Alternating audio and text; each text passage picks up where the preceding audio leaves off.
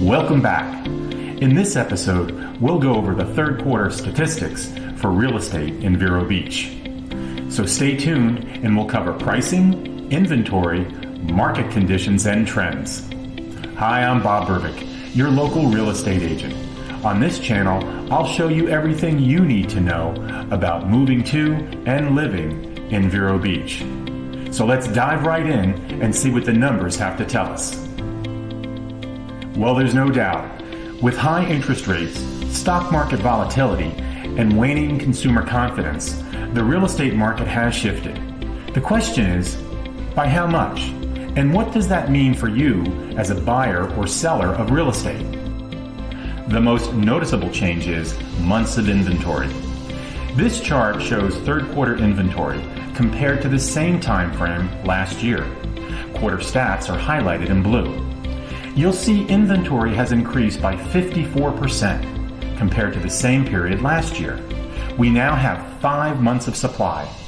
However, when compared to pre-pandemic supply levels of 7 months, we're still in a healthy, low inventory market.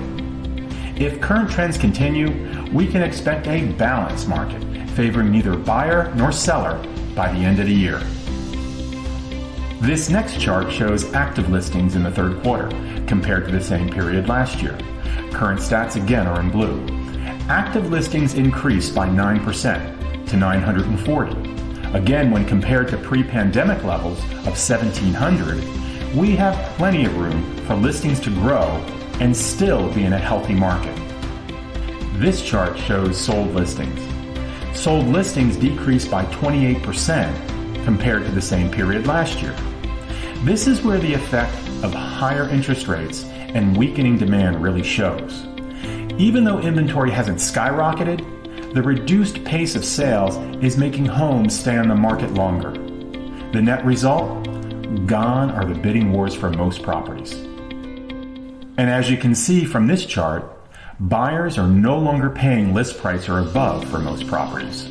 Buyers are paying on average 97% of list price, which is historically normal, meaning balance is returning and there is a healthy give and take in negotiations between buyer and seller again. Buyers are also benefiting from the retreat in median sales price.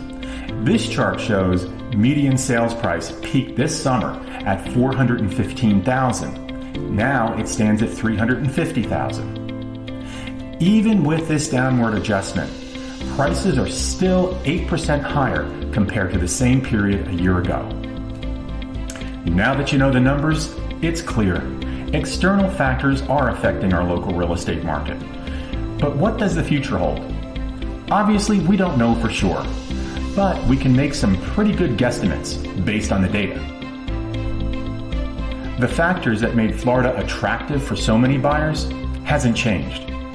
Based on census projections, Indian River County is expected to increase its population by over 2,000 people every year. And based on permit activity, the supply of homes coming to market is in line with that expected growth. By no means are we anywhere close to the overbuilding that led up to the Great Recession. Fannie Mae's Economic and Strategic Research Group has revised their home price estimates downward due to inflation, rising interest rates, and a slowing economy. They now expect Q4 over Q4 national home price growth to be 9% this year. That's down from last month's prediction of 16%.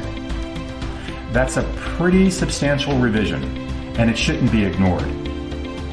So based on the data and economic predictions, it looks like in the months ahead, prices will continue to adjust downward off their highs as buyer demand softens.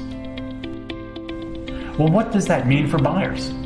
If you lost out on purchasing before, there's more options today and at better pricing. If you're a seller, inventory is still low and buyers want to move here. What's different? The buyer feeding frenzy has ended. Sellers who price to market and deliver a home in good condition will win the best buyer. It's not really rocket science. It's more like a return to the way things were done before the pandemic. Short term, The road ahead will be bumpy as the market continues to rebalance. But long term, and at its core, our market is poised to return to normal, sustainable growth trends quicker than other markets. We have balanced building to the population growth, and our lifestyle and living costs are more attractive than found in our feeder markets. Bottom line, buyers still want to be here. It may just take them a little longer to get here. If you enjoyed this video, please hit the like button. To see more videos about the real estate market in Vero Beach, hit subscribe. This way, you'll never miss an update.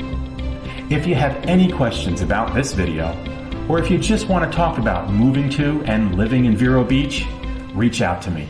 I'm always available for you. Thanks for watching, and I look forward to seeing you on the next video.